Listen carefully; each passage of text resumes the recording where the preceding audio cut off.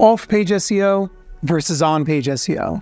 What is the difference? Is there one that you should be doing and another one that you should be ignoring? Do they both matter? In this video, I'm going to explain.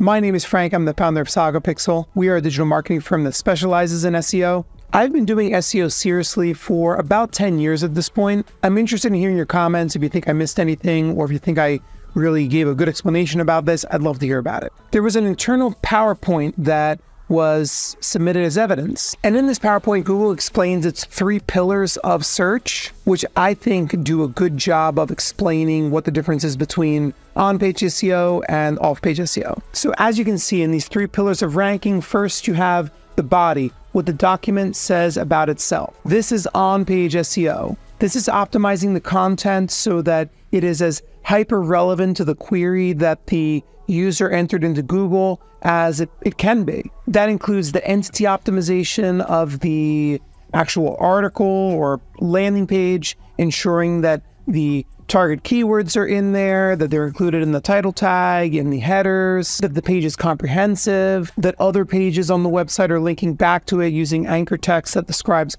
what that page is about. That is all on-page SEO. And frankly, you can't do SEO without doing all of that and doing it well. Their second pillar of SEO are anchors, what the web says about the document. This is where link building and passive link acquisition come in. If other websites are talking about an article that you wrote and linking over to it, Google's taking all of that into consideration. Like what's the anchor text? What kind of websites are linking back to it? If you're a dog trainer and you have a pet food website that is linking back over to your website, it's quite possibly more valuable than if you got a backlink from, let's say, from a local random newspaper on the other side of the country. Despite the fact that that other newspaper may have higher domain metrics, it's just not going to have the relevance of that pet-related website. And finally, just going to throw that out there as well, the third thing is user interactions. And it says we may use clicks as a stand-in for user interactions, which tells us that yes, Google is paying attention to whether people are clicking on you in the search results. And personally, I've seen evidence that they are also paying attention to how people interact with your website. Perhaps scroll depth, whether it seems like they spend a little bit of time on your website and then go back to the search results and click on other results. You'll notice that GA4 has this engaged sessions metric that it's tracking. It wouldn't surprise me if it's tracking that with Chrome users as well and using that information to determine the usefulness of the content on a website, which may be what the helpful content update is. I don't know that for sure though. So let's get into briefly what you need to do if you want to do on-page SEO and what you need to do if you want to do off-page SEO. On-page SEO is all about maximizing the relevance of the content on your website to the search that you want to target. That also means trying to be as information dense and helpful and information rich as you can be. I have an entire video that walks you through the process that we use for this. I'm going to link to it in the description. It says on-page SEO. Now, how do you do off-page SEO? This is by and large, quote unquote, link building, whether it is active link building or passive link building. First, let's talk about passive link building. There are 4 types of content that earn links. Number 1 is online tools. If you build an online PNG to JPEG converter, for example, other websites will find that they will link back to it. You will earn links. Number 2 is definitions articles. Ultimately, what happens is someone's writing an article, they use a term that they don't want to get into defining, so they Google it, whatever the first result is, they usually end up just linking back to that and then adding a link to that word.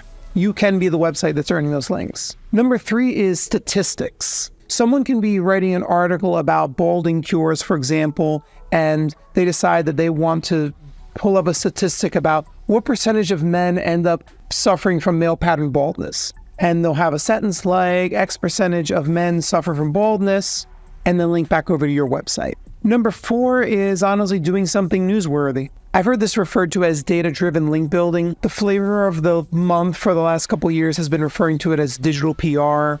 But basically, it is creating content or doing something that journalists and bloggers would be interested in writing about. There was a very successful one last year that I saw where an agency took the flight logs from a whole bunch of celebrities, and they calculated what the carbon footprint was of each one of them, and they published their article. Went completely viral. I saw this in the news because Rolling Stone, CNN, everybody was talking about how Taylor Swift had this huge carbon footprint, and it earned a ton of links for the agency and their client without them emailing every single publication to see if they would cover it.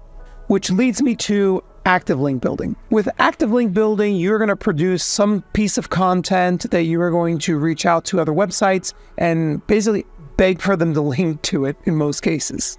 Yes, it doesn't work. It sounds like it does, but it is a very tedious process. Now, let me actually throw a caveat at that. In most cases, it doesn't work because people don't know how to do it well. It's hard to come up with a topic that other websites are legitimately going to be interested in linking to your website for. Another very common form of active link building is the whole guest post writing approach to link building. In this case, you pitch other websites, you offer to write an article for them, and you work in a link over to your website. The problem with this method is that there are a lot of link farms out there that are passing zero value over to your website. So you end up spending a ton of time finding the websites, writing for them, paying them for the right to publish something on their website. And it turns out that Google's been keen to their game for a while, and that link has absolutely no value. So if you're going to do this, you have to make sure that you are avoiding those kinds of websites that exist in order to sell guest posts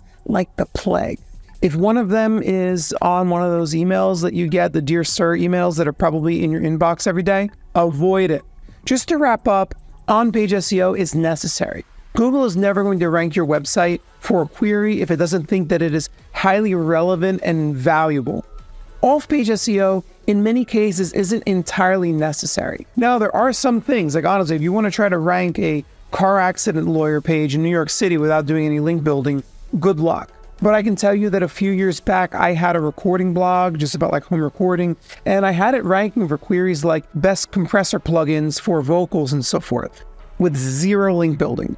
I'd also add that if you are like a franchise owner of a very authoritative website, this is the case with a lot of those Comfort Keepers and Visiting Angels franchises that we work with, you probably don't need to do any link building. You can live off of the authority and the link equity that your website already has.